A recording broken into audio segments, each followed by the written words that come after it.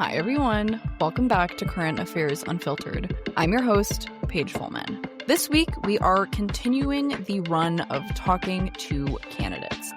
Today, I have a guest who is running for Senate in Illinois to take Dick Durbin's seat, who is retiring. He is a bit of an outsider, and I actually found him through looking at some TikTok comments, which is a little bit funny, but I read about his platform and absolutely fell in love with it. And after I talked to him, I had oh my goodness, I need to have him on. This guy is a breath of fresh air. So this week, I am talking to Kevin Ryan. Kevin is a teacher, Marine Corps veteran, and candidate for the United States Senate. He grew up in Orland Park, Illinois, and attended Marist High School. His early years were marked by difficult times with his brother, Pat, who battled intense addiction and mental illness. He made life at home incredibly difficult, and thankfully, Kevin had some great teachers who helped him through those difficult years. They inspired him to ultimately lead a life of service, and he became a teacher himself. Teaching showed him that he could be there for others in ways that he couldn't be there for his brother, Pat. While studying to become a teacher at the University of Illinois Urbana-Champaign, people his age were being sent to Afghanistan, and he felt compelled to do his part. So he joined the Marine Corps and balanced deployments while teaching on the south and west sides of Chicago. When he returned from Afghanistan in 2020, he left his teaching job to study at the University of Oxford, where he earned a graduate degree in diplomacy that took him on assignments across Europe, Hawaii, the Pentagon, and the U.S. Treasury Department. While working in Washington, D.C., he obtained a graduate degree in national security from Georgetown University. After watching Trump's vindictive return, he realized that it was time for his generation of liberals to step up. He lives by the belief that we can no longer afford more business as usual, bowing to billionaires or those who wait for, quote, their turn. Kevin believes we need bold action from the bottom up. So he resigned his position, returned home, and is now stepping up for families like his, for students, for veterans, and he's stepping up for Americans everywhere, outraged by the status quo. Without further ado, here is my conversation with Kevin Ryan. Thank you so much for being here. It is so great to have you on. How are you doing? Good. How are you? Doing good. I see you're on your campaign bus, I assume? Yes, I am. Oh, wow. What a life that must be. Yeah, it's been very interesting the last 2.5 months or so. So let's start on your campaign, which is why you're on the campaign bus in the first place. What made you decide that you had to run for Senate in Illinois? Well, Illinois is home. And really it was the day after Trump was reelected, I just had this feeling that we need a hard reset. The Democratic Party has failed twice now to keep Trump from the White House. And I think just we need a new generation of people to step up, new generation of Americans, new ideas, new practices, new everything, because the old playbook isn't working. So that was the impetus to get me started to think about running for office, and then talked to a few people. I talked to this veterans pack that recruits veterans, and I kind of learned the playbook and about raising as much money as you can and spending all that on ads in the last month of the campaign. And I said, I'm going to do it my own way. And so if I'm going to do it my own way, let's go big. Let's go for the United States Senate, because running for that position, should we win, gives us the best ability to actually affect campaign finance reform, which is the biggest issue facing us today.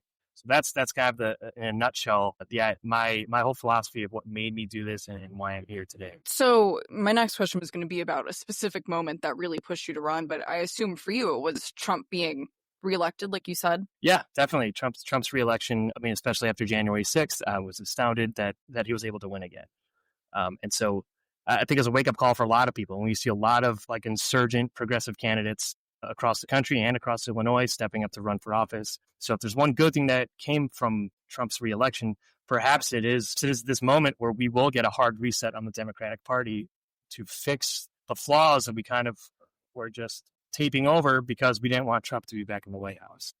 Right. Well, and that was kind of my story. After he was reelected, I didn't go so far as to run for office, but I was like, I need to do something. I can't just wait for somebody to give me the permission, which it seems like so many of these candidates have that same kind of thought. Yes, absolutely. Wait your turn, bide your time, kiss the right rings, and, you will one day get to hold that office that you really want to have. That's the whole model of success in the Democratic Party. Right. And that's not fair, I don't think, in my humble opinion. Well, it's not democratic, right? It's not. That's not how a democracy is supposed to operate. It's not a private club.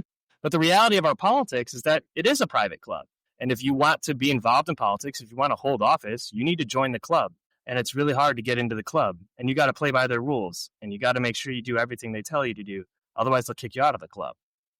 Right. So well, it's really undemocratic. Right. Well, and that's what happened, I think, this most recent election year with AOC and some other 80-year-old politician were both in the running to be chairs of some committee. And AOC Jerry got Connolly. passed up for Jerry Connolly got the job and then turned out months later to be diagnosed with cancer. Like, how is that fair? She's not the face, but a very recognizable face of the Democratic Party. And she was passed over because of essentially seniority. Yeah, I mean, sure. I mean, everyone knows who AOC is. I don't think that's the same was the case for Jerry Connolly, but it's because of the seniority rule. Right. That is, and it's just ridiculous that this is how we should be operating as a democracy and as a Congress. Right. Well, you see it at all levels, even in running for presidential races, of the people being like, oh, I'm going to step aside so that so-and-so can run. Like, you're right. It's not very democratic. And it's interesting that you've kind of thrown that to the wind and said, okay, well, this is my time to shine. And I like that. Well, yeah. I mean, I think we need some bold action. A quote that it's on the signature of all my emails, and I bring it up whenever I address like Democratic committees or speak before a crowd. A quote of Abraham Lincoln's in 1864 when he said, "The tired dogmas of the quiet past are inadequate for the stormy present. Our occasion is piled high with difficulty, and we must rise to the occasion. So as our case is new, so we must act anew and think anew, or think anew and act anew." And so that is what I am doing. Like, our occasion is piled high with difficulty. Getting money out of politics, everyone says, is impossible. But we have to rise to the occasion. We can't keep balking at it and say, oh, that's just the way it is. We can't fix it. I mean, the Article 5 of the Constitution exists for a reason. We are supposed to amend the Constitution, especially as a check on the Supreme Court, which has ruled that money is speech and corporations are people. We all know that's false. And so we need to overrule the Supreme Court. And there's only one way to do that. It's to amend the Constitution. And to amend the Constitution, yeah, it's hard. We have to be bold. Yeah, no, definitely. But back to your actual campaigning, what to you, coming in as kind of an outsider, what has been the most surprisingly difficult part of running that you weren't really expecting? The most pushback I get is from established Democratic committee people or elected officials.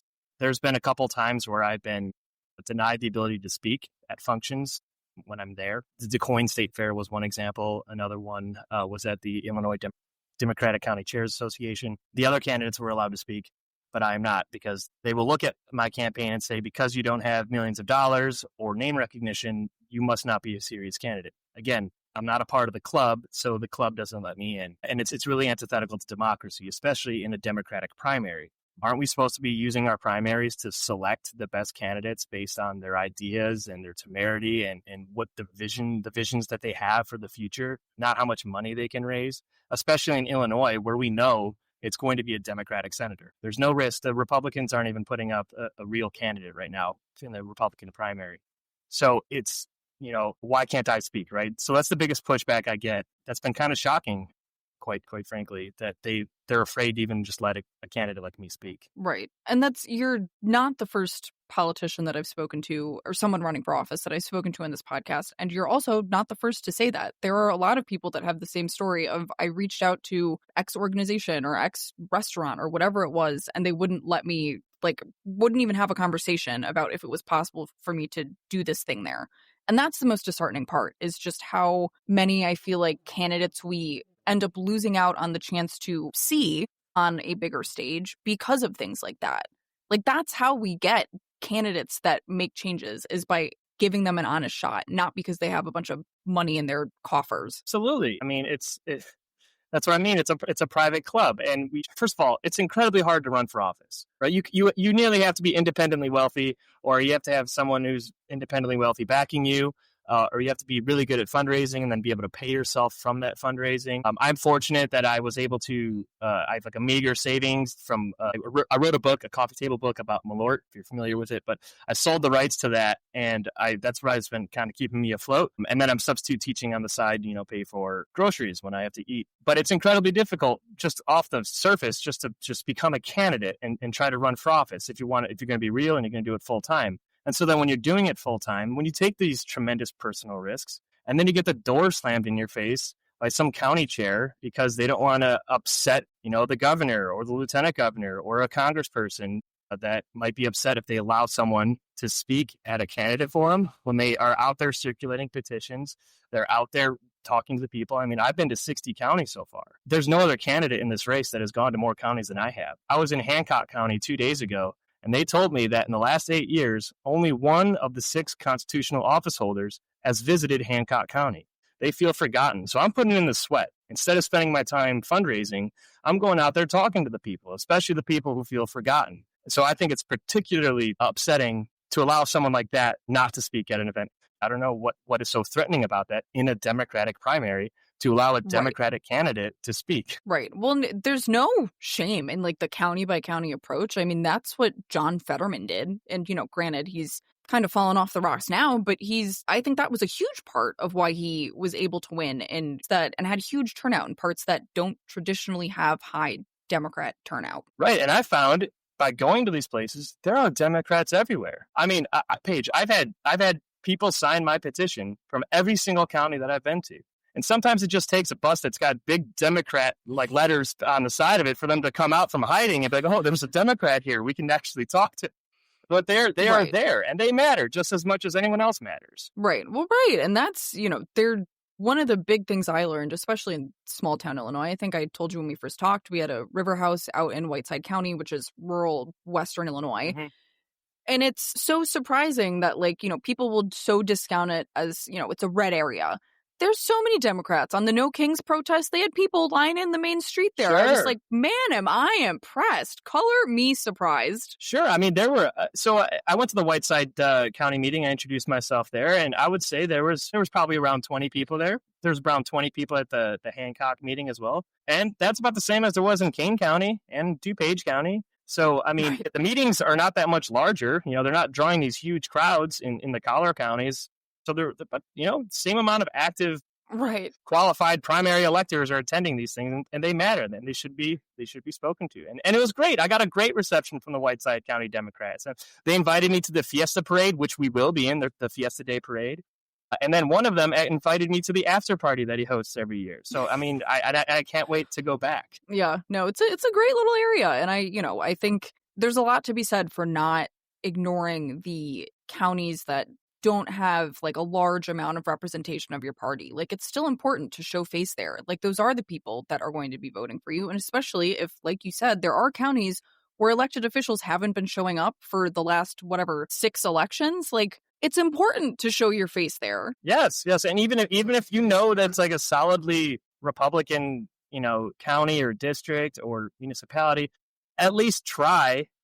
We can at least show up and like have a candidate and go speak on behalf of that candidate. It's really disheartening. And I get it. When I go to these rural towns and counties, I get very similar message from Democrats and Republicans alike. They feel forgotten. And I mean, I think it's honestly true. I mean, the Cook County and the collar counties don't spend a lot of time south of I-80. I mean, they don't even spend a lot of time in Springfield, to be honest. So I think it's really important to out there and let those people know that, no, you do matter. We are one state. Right. No, absolutely. So let's move on to some of your positions. Your website mentions breaking the, quote, incumbent stranglehold, which you touched on a little bit earlier. Can you walk me through why you think term limits, age limits, and changes to elections are so critical to that message? Right. So first, let me begin by saying I think there's like a tiered approach to making our elections better. So the best thing that I think that we can do is have nonpartisan ranked choice voting in preliminary elections.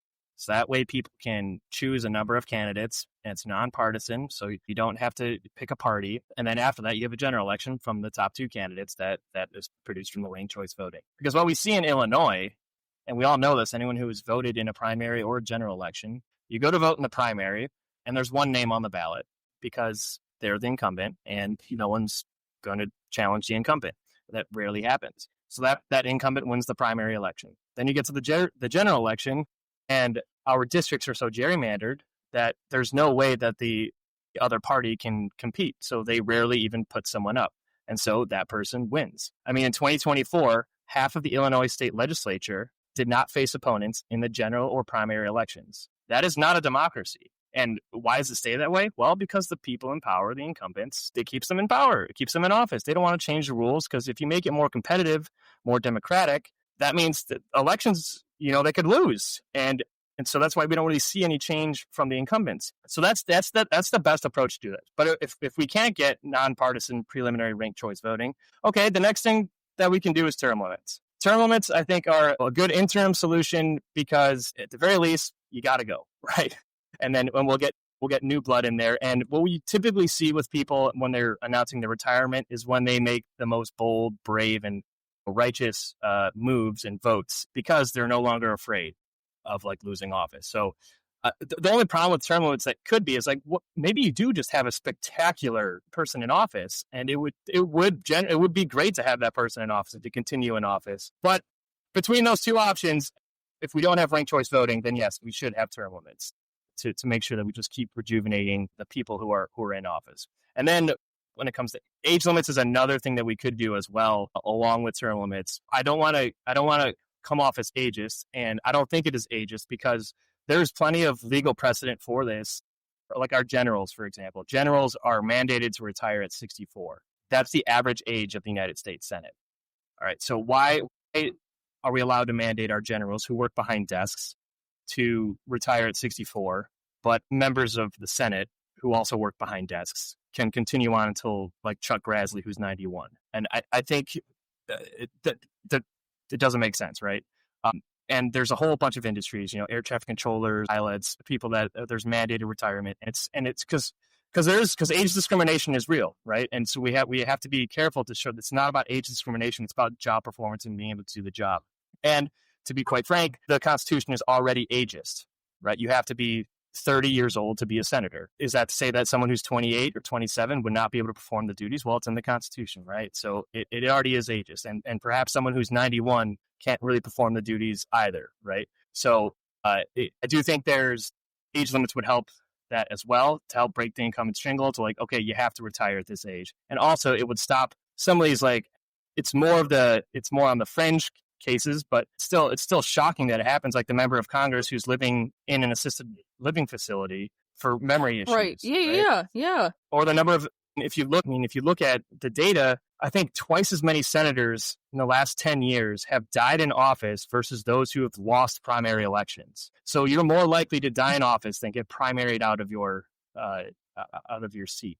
That should not be the case. And so that's why I think we, again, term limits and age limits are tools that we can use that are not perfect, but can help the incumbent break the incumbent strangle. Because if incumbents can more or less continue in office with impunity, we see this divide between them and the populace. I mean, everywhere I go, people feel like the government does not represent them, whether they're Republican or Democrat, and whoever is represented. They feel that the political class is a class of its own, and they're not connected to the people. And honestly, it's more or less true. When members of Congress spend a third or more of their time fundraising, they're spending a third or more of their time with 1% of donors, because only 1% of donors contribute more than $200 to political campaigns. So they're spending the majority of their time with the 1%. Well, what about the 99%?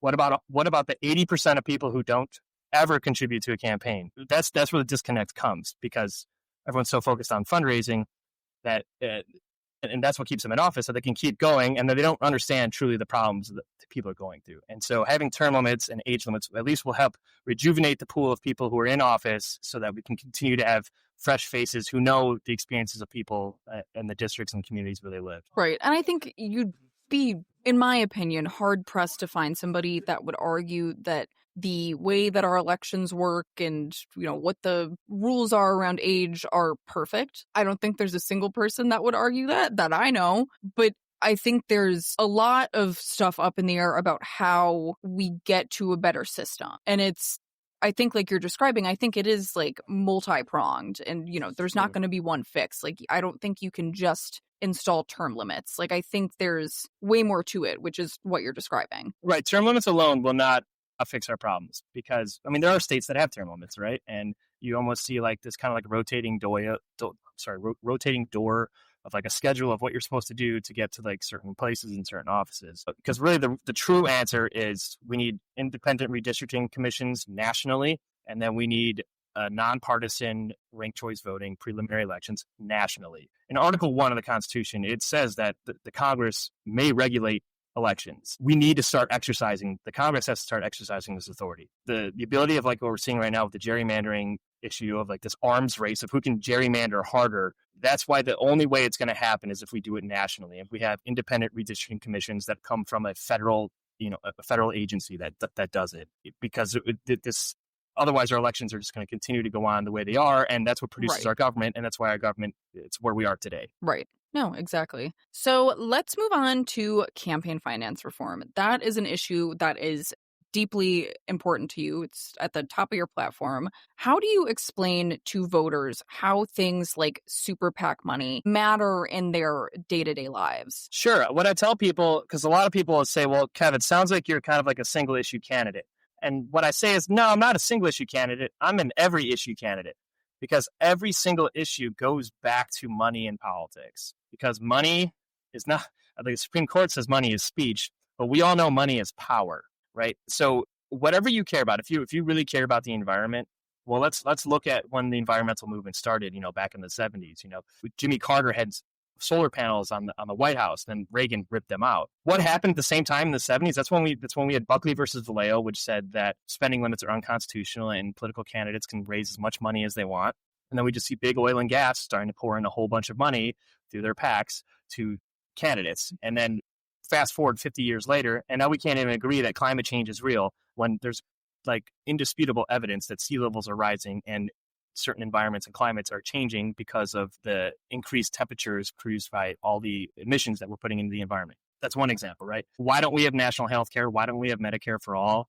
Does it have anything to do with pharmaceutical companies and the healthcare industry or health insurance industry and how much money that they are pumping into our elections? So it affects your daily life because we can't do anything until we remove money from politics. We, the people, this idea of Lincoln's idea of a government of the people, by the people, for the people, does not exist right now in our current government. We are a government of money, by money, for money. Just look at how the billionaires of this country have increased their wealth, I think, by $1 trillion over the last year.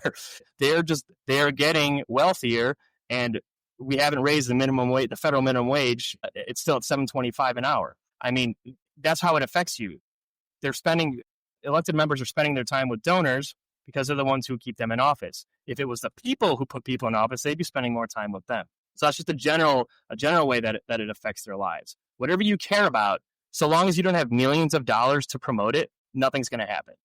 Yeah, no, I think that's a great point. And I feel like, again, I've been talking to other people that are running for office, and so many of them have some sort of campaign finance reform at the top of their ticket or as one of their like big important issues that they need to cover. And I don't know what happened since the last election, if it was, Elon Musk kind of bucking his head a little bit and throwing his money behind candidates that really made people go, shit, like this is a real problem. But something has changed in the last couple of years that has, I think, made people a lot more cognizant of just how much money is being put into our political system. Yeah, I mean, you're absolutely right. And if you look at the history of campaign finance reform, I think that's why this is the moment to do it.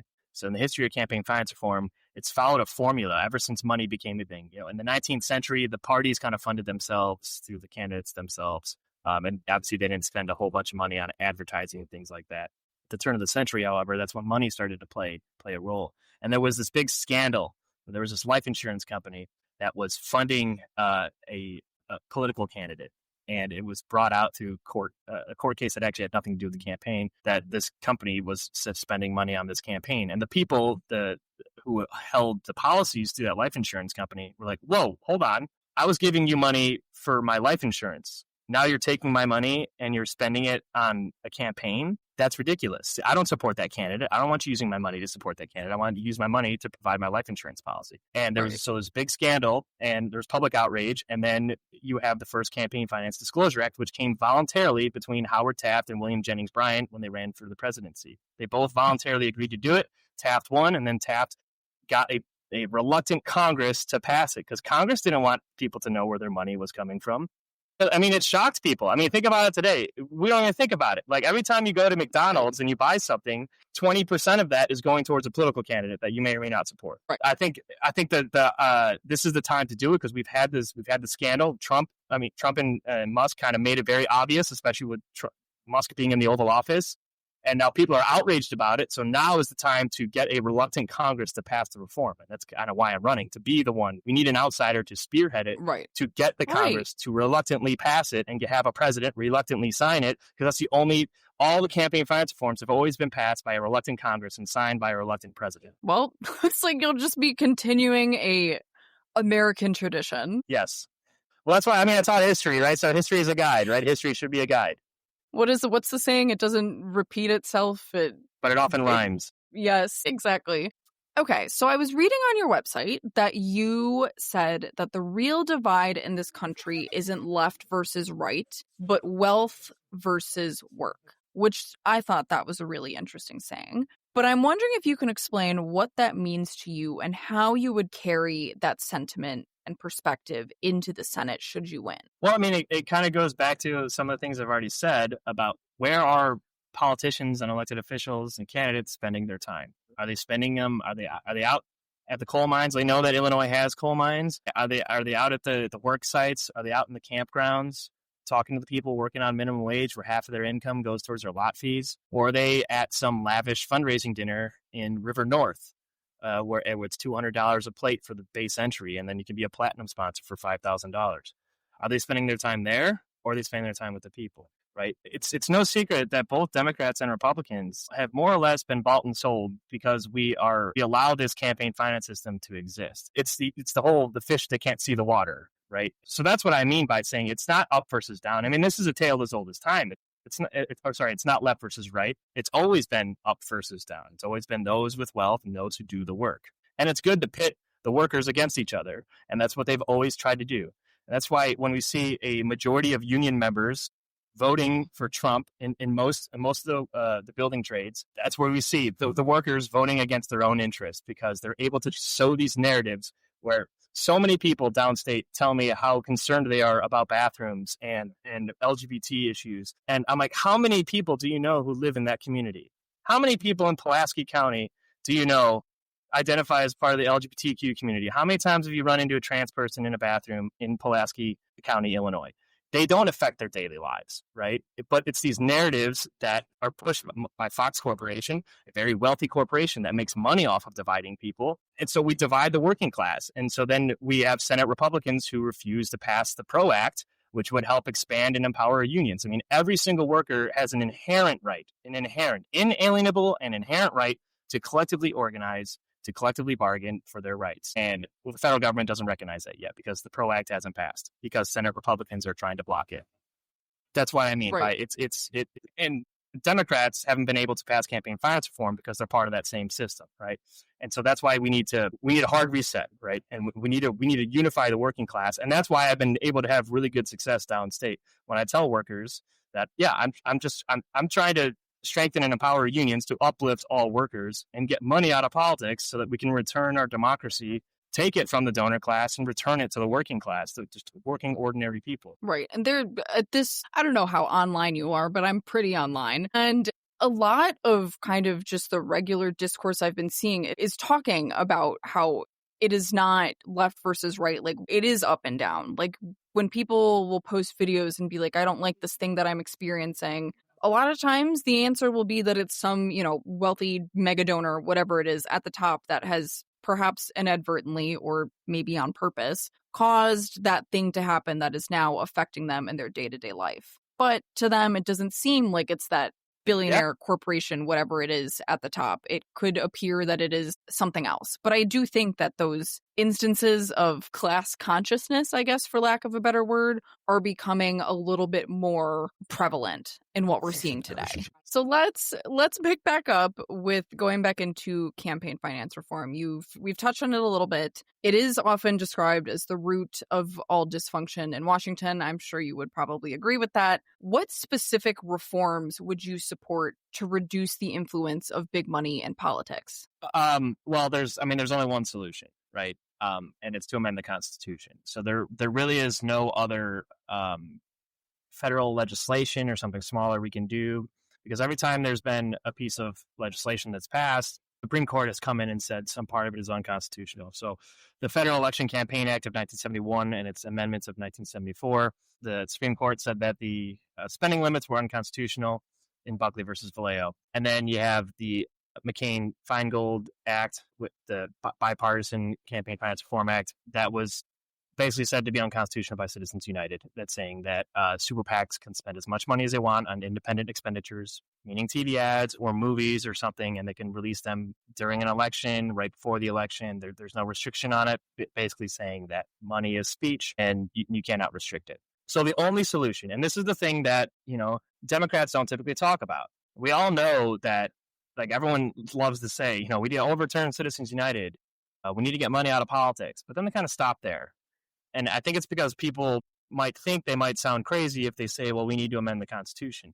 But we need to amend the Constitution. There's been several members of Congress who have introduced like 2 or 3 joint resolutions to amend the Constitution. Most notably, there was one, I think, back in 2022 or 2023. And it came, it was introduced in the Senate. It was referred to the Judiciary Committee, and it wasn't even brought before a committee vote, and Democrats had control of the Senate at the time. So it's like, we can't just introduce this stuff. We can't just talk about it. We need to say it to amend the Constitution, and we need to drive it forward. So there's been a number of resolutions that have been introduced, and I think the most recent one is probably the best worded. It basically says money is not speech, corporations are not people. The Congress may assert its Article 1 authority to regulate spending in political contests, and none of this is to apply to newspapers, essentially. To say that, we don't want to, it's not to inhibit the First Amendment rights of established newspapers and things like that. That's the solution. We need to amend the Constitution. And 72% of Americans support spending limits, Republicans and Democrats alike.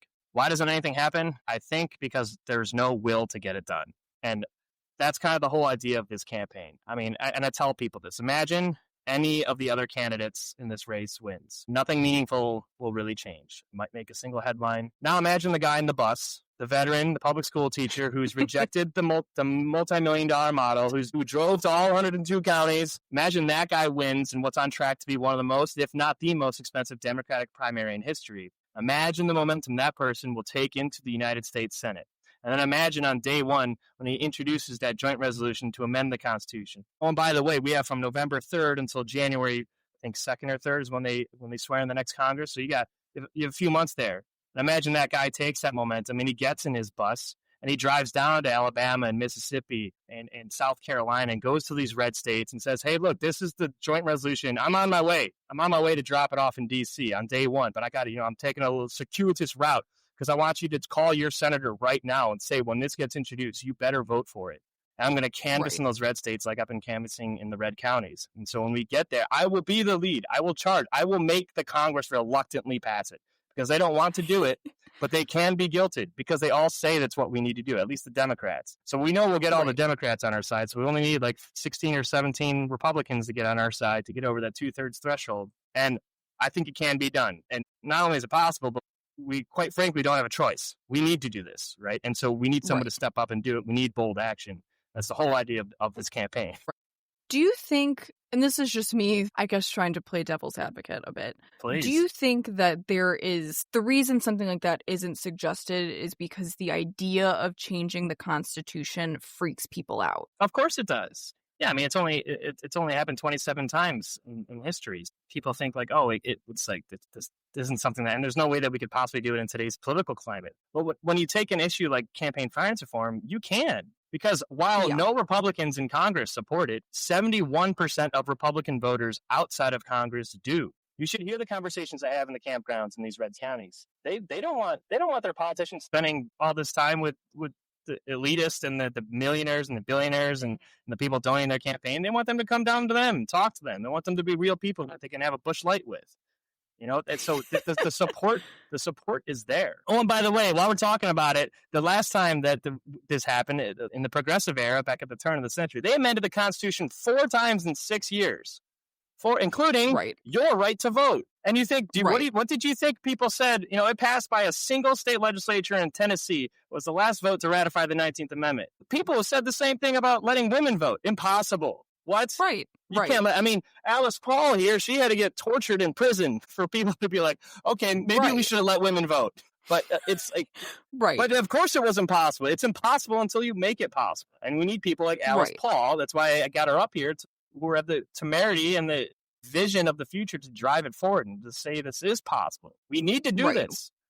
Right. Oh, and that's what, I feel like there are, I don't feel this way, but I feel like the sentiment of a decent chunk of people would be, oh, well, that's too extreme. That, hasn't happened in so long. But like my thought to that is like, okay, fine, it hasn't happened in so long, but it's happened before. Who's to say it can't happen now? Of course. I mean, and there's another picture up there of a senator that no one knows. Unless you've talked to me, you probably don't know or you studied history or something. His name is Senator Joseph Bristow. He's a progressive from Kansas. And he served a single term in the United States Senate. And he ran on an issue.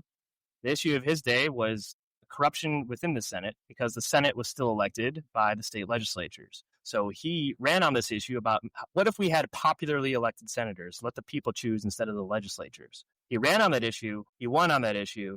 And then in a single term, he introduced it into the Senate, passed it through the Senate, passed it through the House, and saw it ratified by the states. It became the 17th Amendment, which is giving me the right to run for Congress by appealing directly to you as opposed to the state legislature. He did that in a single term. Right. So it has happened before. And when the corruption is bad enough and so palpable where people can see it by turning on the news, that's when you have the public support and the public outrage necessary to drive a reform like that home. Okay, so let's talk about a little bit of a hot button issue here. Let's talk about immigration. At this point in time, it is one of the most divisive issues going on right now in the political sphere. How do you balance your call for a secure border with your emphasis on humanity and fairness? Yeah, well, I don't think this is any different than like our policies before Trump, right? Like immigration is good and we should welcome people into this country, but there also has to be the process to allow them to enter the country legally, right? And that process should not be overly burdensome like it is now. And not even just the process to enter the country, but the process to become legal residents, legal permanent residents, and ultimately citizens. That process is incredibly difficult. But guess what? If you have money, it's really easy, right? That's the dirty secret about it. If you have money, you're kind of able to fast track yourself by paying for expensive attorneys and things like that. That should not be the case. We need to have a secure border because, we just can't have people coming to the country that we don't know about. And so there needs to be a secure border, but it doesn't mean hanging up a no vacancy sign, right? A secure border that allows for the, a free passage of labor into the country, just as we have free passage of wealth out of the country, where billionaires hide their assets in the Caribbean in offshore accounts. So they don't have to pay taxes on them. If their capital can move freely across borders, laborers should be able to move freely across borders with a process, though, like not just an open border, right? There needs to be a legal process, but not an overly burdensome one that is intended to keep people out. I'm going to call that a common sense approach. Yeah. However, it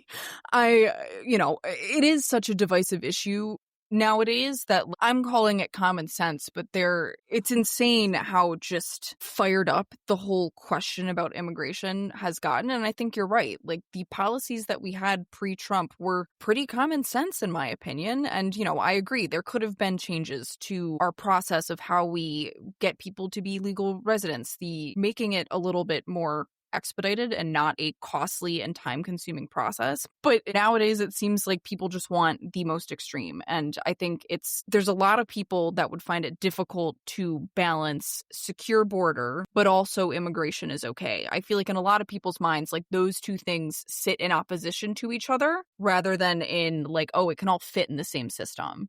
Yeah, I mean, I think that's part of like, Fox News and like the far right trying to develop these narratives that divide us because multiple things can be true at once, right? Right. We have laws about our border. We have a border control agency, right? And we should be controlling our border to make sure, because right. I mean, there is drug smuggling does happen, right? If there was an terrorist organization that wanted to try and infiltrate the country, I'm sure they would try to use, if the border was not, secure, or they weren't patrolling the border, I'm sure they would probably try to come in that way. The problem is Fox News takes those possibilities and says it's happening at scale. Hordes of terrorists are just crossing the Rio Grande into our country. They're bringing rapists. They're bringing murderers. That's the president's words, right? And it's just this narrative meant to divide us. Secure the border. I mean, I am critical of Joe Biden. He really did not enforce the border as he should have, right? And now we have this problem where a lot of people have come into this country illegally, and now the question is like, what do we do with these people? And obviously the Trump response is, well, just deport them, send them to send them to a labor camp in northern Alaska or something, and that's just obviously it's ridiculous and it's inhumane. That's why I'm a Right. proponent of just like providing amnesty and doing a hard reset. If you've been living in this country, we can get into the nuances of what that would look like, and maybe there's a specific amount of time, show that you're working, something like that. But I'm a proponent of providing amnesty for the people who are here, and then doing a hard reset, overhauling our immigration system to create a legal process for people to come here and keeping the border secure. Because there are people who go through these arduous efforts to become citizens, and then there are people who come to the country, enter the country illegally, and that's not fair to the people who have gone through all the legal processes to come here and become a citizen. So yes, there has to be a secure border, but there also has to be a humane way to allow immigrants into this country, especially when we need immigrants, we need migrants, we need people to work certain jobs that we're seeing it already in the agricultural industry and a number of other industries. Yeah, sorry, I'm rambling now. I'll stop. You're good. I think one of the most frustrating things for me as a voter has been just how dehumanizing the conversation around immigration has become. I have never seen an actual statistic on it, but I would imagine there are a pretty high number of people that either knowingly or unknowingly have an undocumented immigrant in their orbit. And so when this rhetoric is coming out about, all undocumented immigrants need to go, they need to be deported. Like, I think you're right. There are some nuances. Like, maybe it is a question of amnesty for people that have been here for years and have built a life, had paid their taxes, have tried to go about it, doing it the right way.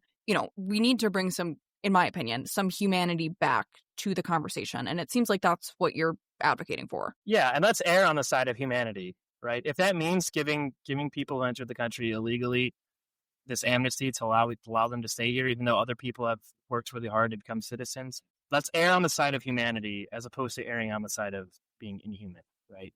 And absolutely. A rising tide lifts all boats. Let's just be generous, and think about our fellow humans. One thing, so I live on Clark Street in Chicago, right across from Wrigley Field, and that's really brave of you, actually. Yeah, one. That's my worst nightmare.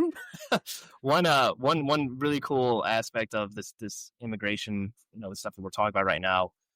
A lot of servers are undocumented. I'm friends with a lot of servers and bartenders on Clark Street. Even though I'm not a bartender like on Clark Street, I've become one of them. We all know each other because I'm their neighbor. And they told me how they're preparing for these ICE raids by, they're public establishments, anyone can enter. But like there's like the kitchen staff only, you need like a warrant to enter there. And so what's been really cool is they tell me about, we have these like drills set up. So like if someone sees like or thinks it's a federal agent, we do like some signals and like everyone gets in the kitchen. Have these people protecting their people, right? Their neighbors, their coworkers, their friends. And that's the human aspect that we should be celebrating, right? And that's what we should be elevating. That's what we should be aspiring to. It's like sticking up for the humanity of people as opposed to this inhumane, just mass deportation. Right. On the question of humanity, you have called U.S. support for Israel's current military, for lack of a better word, I'm going to use operations, a form of genocide. That's a pretty bold stance to be taking as far as mainstream Democrats go nowadays. What led you to that conclusion, and what do you say to people who might not agree with you? So, it's a great question because when I started this campaign, the answer is the campaign is what made me to look at it. I feel like I chose to have the convenience of ignorance.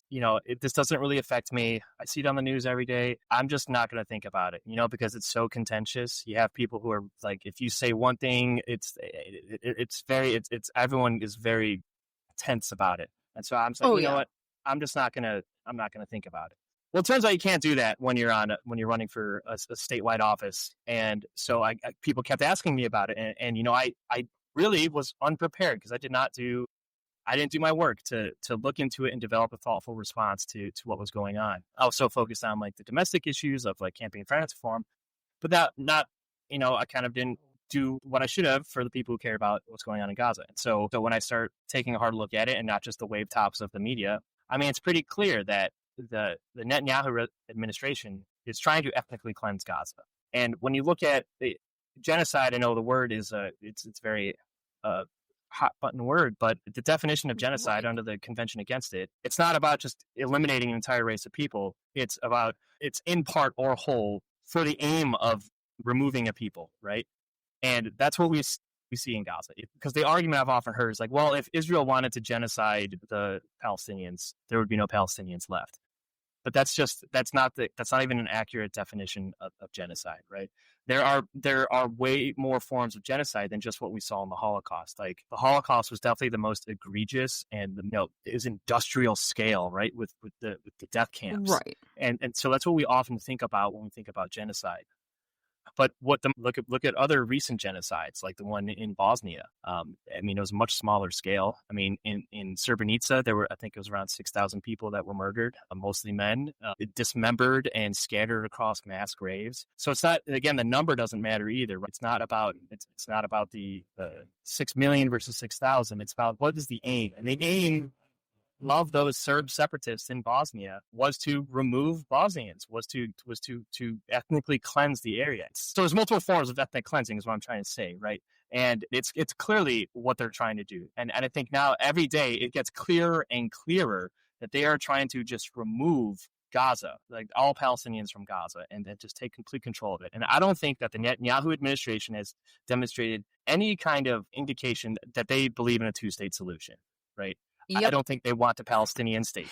They want a Jewish state that is all of Israel, and that's not the solution.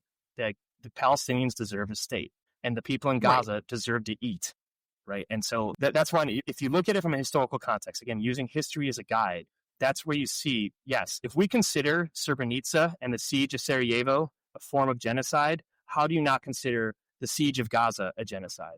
So if we use history as our guide and we're not nitpicking and trying to say this is that, but this doesn't count, I think it's clear that there is an ethnic cleansing happening in Gaza, and ethnic cleansing is a form of genocide. Well, a couple things.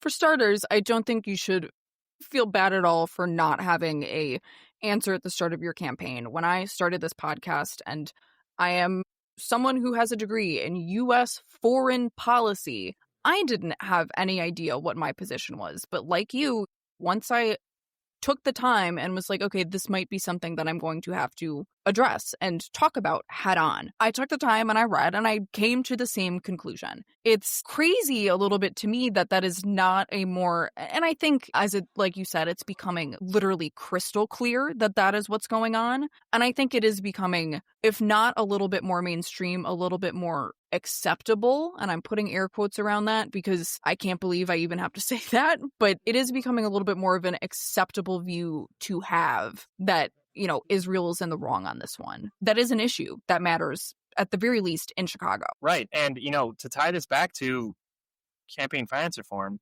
why do we think that is, right? Who's I don't think it's the largest, but it's in the 99th percentile of donors to political campaigns is the American Israeli Public Affairs Committee. Even the name of that. You said it. I didn't say it. But it's true.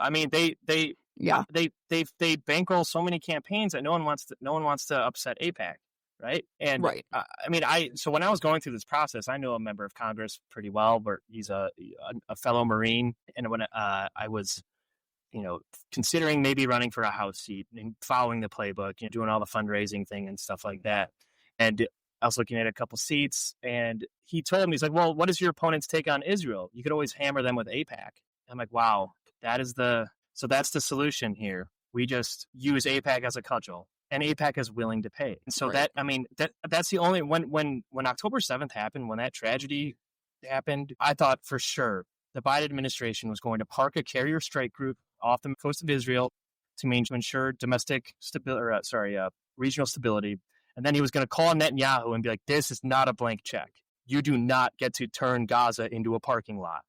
But instead, he didn't. He didn't do that. He did the one thing. He sent the military there, but he didn't tell Netanyahu to exercise restraint. And I can only imagine why, is we don't want to upset AIPAC. Right. Well, and I also, part of it, I think, was that at that time, right after October 7th, again, it wasn't a quote-unquote, acceptable idea to say Israel's in the wrong.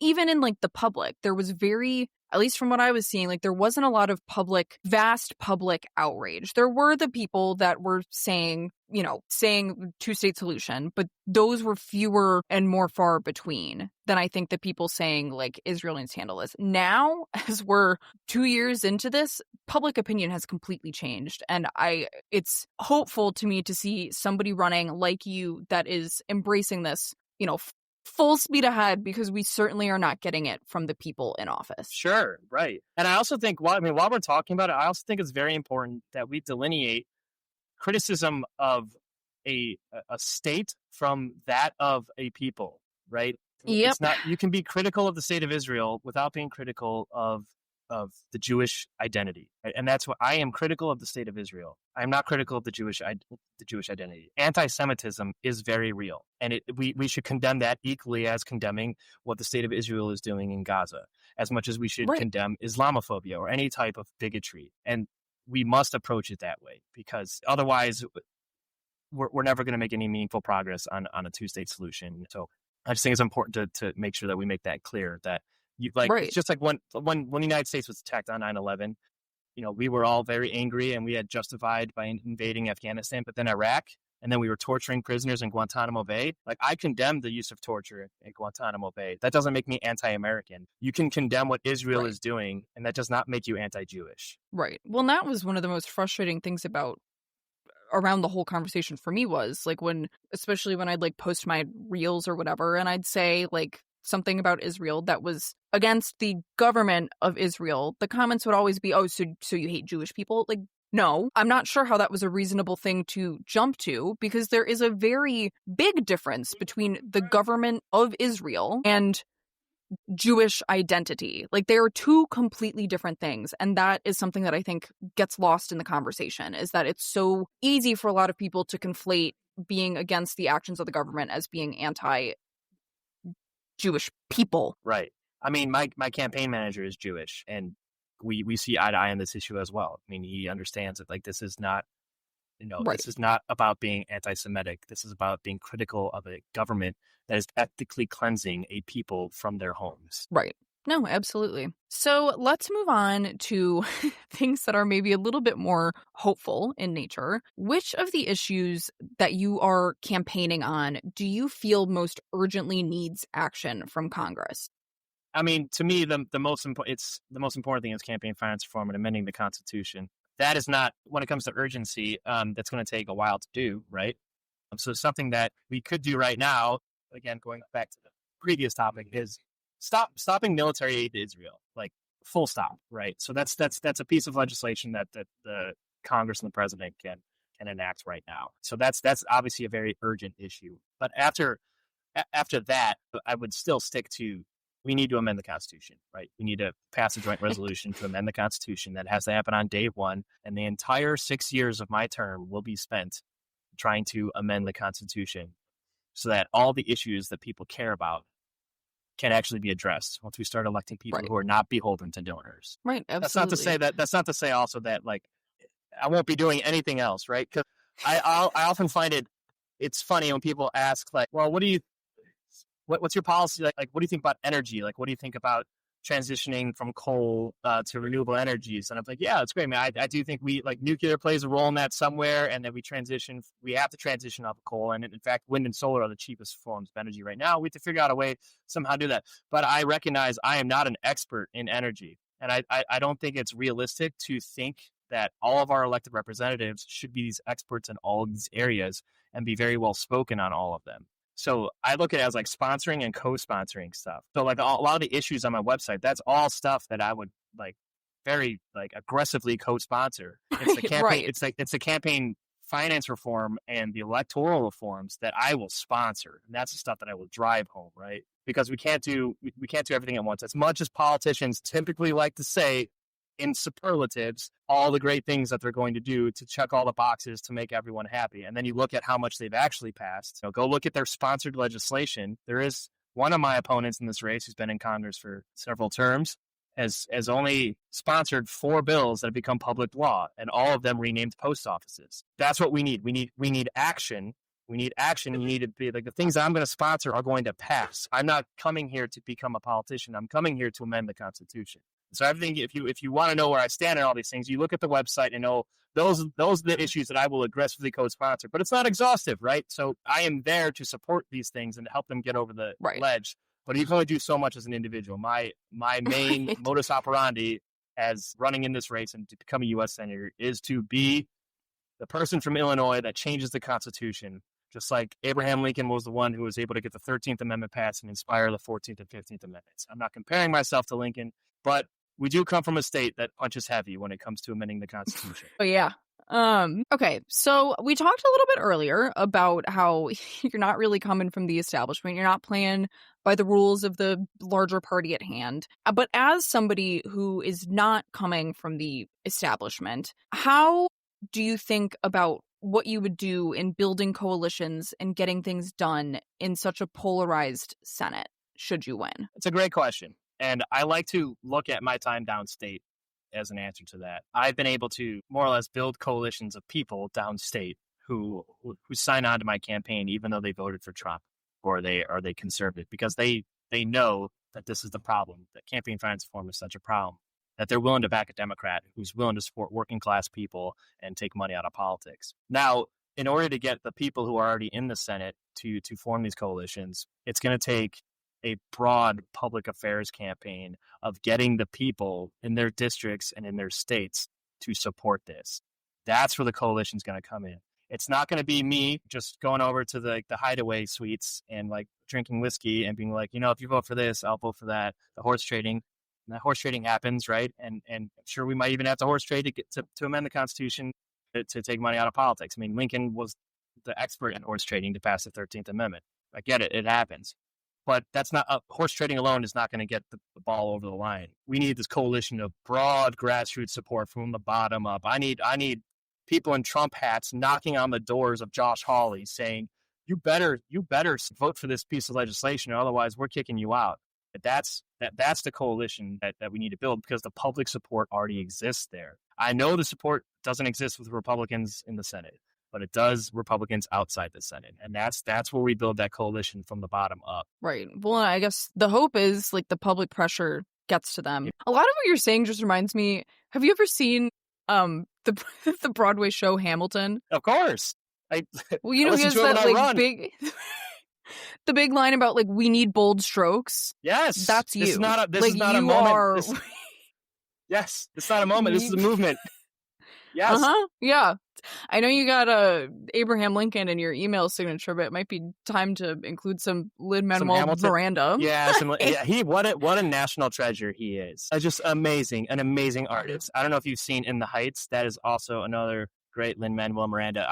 He is incredible. Big Lin-Manuel Miranda fan over here. Yes. That's like what you like. A lot of what you're saying. Like there were a couple things you said where I was like, oh, that reminds me of that Hamilton line.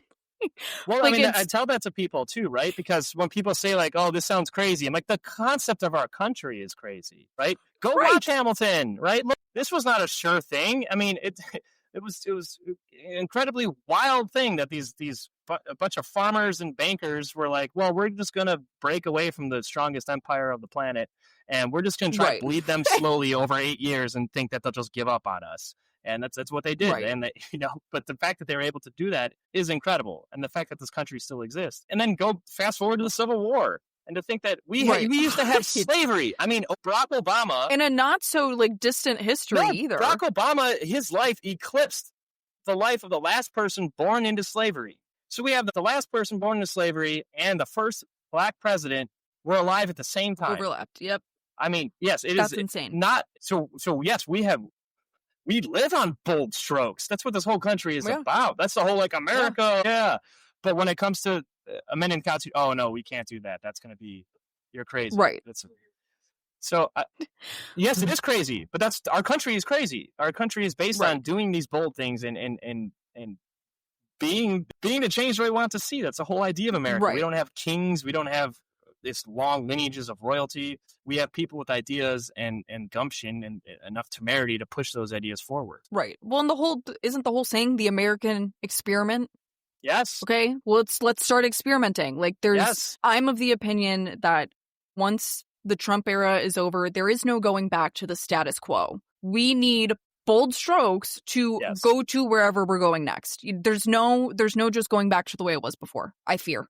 Well, yeah. Well, first of all, status quo utterly failed, right? I mean, that's why we have mass federal agents abducting people off the street without due process, and the president threatening war in Chicago, right? The status quo is dead. The old dogmas of the quiet past are inadequate to the stormy present. We must think and act anew, right? This is the time. We cannot rely on these old practices. We can't rely on seniority. We need bold strokes, to quote Hamilton. Right. So final question, and you can get as philosophical and longing as you want, but if you were elected, what would success look like to you after your first term? And in addition to that, what do you want people to say about why it mattered that Kevin Ryan ran and won? Success to me in a single term would be ratifying the 28th Amendment to the Constitution to take money out of politics. Money is not speech. Corporations are not people. The Congress can regulate our elections and spending within them. The ratification of that amendment is the success that I'm striving for. It's the success that we need. And I don't really care what people say about me afterwards, but if we were able to do that in a single term, I would be happy to step down and not run for re-election and allow someone else to come up, preferably a grassroots person who's not from a bunch of money, to come up and carry the torch forward, because that's what this is about. It's this whole American experiment to reference. It's not about us. It's about this idea of democracy. And that means we have to push it forward for the next generation and allow the next generation to take it and keep going where we have fell short. I am not the Messiah. I am not going to solve everyone's problems. As much as politicians love to say that and speak that way, I know I cannot solve all your problems. But I know I can solve this one. I can do this. And that's why I'm running, because I can solve this problem. And if we solve this problem, think about what that does for our country. Think about what it does for all the people who will then be able to have a shot to run for office, because they don't have to worry about raising millions of dollars and befriending all of these donors. Think about what that'll do to our democracy. And then who knows, maybe 100 years from that point, there'll be some kid driving a school bus across his state, and he'll have a small 4x8 picture of me in the corner of the bus and be like, you know what? There was this progressive senator from Illinois. He had a single term. He only served in the United States Senate for a single term. He ran on the issue of amending the Constitution to take money out of politics. He won on that issue. He introduced it into the Senate. He passed it through 2/3 of the Senate, 2/3 of the House, and then he drove his bus to all the state houses across the country and got it ratified in a single term. Do not tell me that it is impossible to amend the Constitution. That is what I hope will happen in the future. There is something refreshing, I think, about you specifically, but candidates that really push on one issue and are like, this is my thing. Like, this is what I'm here to do. One, because like you mentioned, when politicians get comfortable and they're incumbents for years, if not decades, they stop solving things. Like, they lose the thing that they initially ran on, either because it fell out of, popular consciousness, or it just fell off the political radar, whatever it is. And then they end up sitting there for forever. Like, I think there's something admirable about saying, if this gets solved, like, hey, I'm fine. Like, I did my job. I fulfilled my campaign promise, and I'm not going to overstate my welcome, for lack of better phrasing. Yeah, and so there's also something kind of relieving on my end, too. It's like, all right, now it's up to you guys. I did my part. I did my part. It was hard. It was exhausting, really exhausting. It's up to you guys now to take it from here. I mean, that's how it should be, right? Because instead of just being comfortable and just like going through the motions and maintaining the status quo and enjoying all the prestige and perks of being in office, no, it should be exhausting. It should be. This is how we make change happen. It should be so exhausting. Like, I don't want to run for another term. I can't do this. Right. It's like, so as we get it done in one term, happily step aside and allow someone else to do it. I can go back to the most meaningful work I've ever done, teaching and molding the minds, and hopefully one of those students runs for office themselves. And, that's what it's all about, pushing the next generation. But I think you're spot on about, you need to have a purpose for why you want to be in office. And it can't be a superlative. It can't be a platitude, right? It can't be about being the fighter that we need right now. Okay, no, it needs to be a purpose. What are you fighting for? And it can't be just Right. for change or democracy. Right. What are you Well, really that's fighting the for? part that like really irks me about like candidates that run and they're like, I'm running to oppose Trump. Like, okay, that should be as a Democratic candidate, that should kind of be a given. Yeah, at why are we this point. talking Like, about that? let's go further. I rarely talk about Trump in this race because it's a primary. And in this primary, we're trying to Yeah, redefine that the too. Democratic Party, right? We're running against each Yeah. other. We're not running against Trump in this primary, especially in Illinois. There is no Republican Party of Illinois. There's no meaningful Republican resistance here. Right. So Illinois is a great proving ground for the Democratic Party to reform itself, to really focus on itself. Instead, all we get is, we need a fighter in Washington who's going to fight against Trump. I like to say, I don't need to say I'm a fighter. I served in the Marine Corps infantry.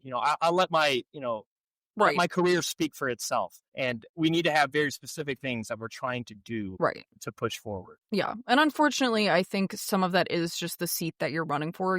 Dick Durbin kind of recently fell out of favor for capitulating a little bit. So I feel like, at least in my mind, a lot of the candidates are like, well, I'm not going to be that. Like, I'm going to be the anti whatever that was. And unfortunately, I feel like it clogs up a lot of the airways. Voting on the spending bill? The spending bill. Yeah. And he was like the first domino to fall too. I was like, are you kidding me? Like, you and Schumer are like, what are we doing? Why are you allowing this to happen? Right. No. Yeah, right. He received a not so nice letter from me, and one of his interns probably received a not so nice letter from me in his inbox. God. All right. Well, thank you so much for coming on. I wish you the best of luck throughout the primary process. I will have your campaign website linked in the show notes so that people can go and read more about you, so they can donate to what you are doing. You can build up more of those grassroots dollars. You do rely on grassroots donations. Yes, diesel is not cheap. Oh yeah, I forgot the bus thing is probably a costly way to be doing things, but it's cool. It's novel. It's actually very cost efficient because we can sleep on the bus when we go downstate. So we don't need to pay for hotels and things like that. We do have to pay for diesel, but luckily, pretty much everywhere we go, like we just came from Hancock County and I spoke to the Hancock County Democrats, and a bunch of donations of less than $50 in cash. We raised like specifically, I remember we raised $221. And it's $150 for a tank of gas. So they paid for us to come down there, right? And that's like, that's how it should be, right? Okay, wait. Back to the bus. Did you own this bus before the campaign, or was this like, I'm going to run and I want a bus? So I did. I bought the bus before the campaign, but I had not committed to running yet. So, yeah. Just very curious about the order of operations there. Yeah. But yeah, it's super cool. You have I to come believe see it. it. I'm gonna have to come. The Fiesta parade out in Rock I know. Falls, I'm gonna have to. If I end up there, I'm gonna have to come sneak a peek inside. I want to see the logistics of how this thing is running. Yeah, it's pretty cool. So keep an eye out for everyone who's listening. Keep an eye out for the mint green bus. It says Kev on the side of it. Snap a picture of it and tag us, and you'll get a free shirt. Wait, really? Yep. What a sweet deal that is. Yeah. Everybody loves a free t-shirt. Come on. Yeah. All right. Well, thank you so much for coming on. Like I said, I wish you the best of luck. You've been an amazing guest. And even if you do not win the primary, I think you have a very bright future ahead of you. I think you are a voice worth listening to. And I think you have a lot to say very eloquently. And it's been very refreshing to hear somebody with your perspective. Well, thank you. I appreciate the conversation and for you having me on the show. Of course. Thank you. Thank you guys so much for tuning in to this episode of Current Affairs Unfiltered. I really hope you liked that conversation with Kevin, especially my Illinois listeners. But even if you're not from Illinois, I think he's such a refreshing perspective on everything. And just listening to him talk and the way he talks about change and what could be possible makes me feel so much hope in a time that's not exactly hopeful. But if you do live in Illinois, feel free to check out more about him to see if you would like to maybe vote for him, maybe donate to his campaign, whatever floats your boat. I will be back next week with a solo episode where we will be talking about some news developments. Hopefully, fingers crossed, unless something crazy happens and we got to do a one-topic episode. Anyways, if you enjoyed today's episode, don't forget to follow, leave a review, or share it with someone who could use this information. And as always, if you have questions, topic suggestions, or just want to say hi, you can find me on social media at Current Affairs Unfiltered Pod on Instagram, or send me an email at currentaffairs.unfilteredpod@gmail.com. I'd love to hear from you. Keep asking questions, stay engaged, and don't forget to root for the underdog. I'll see you guys next week.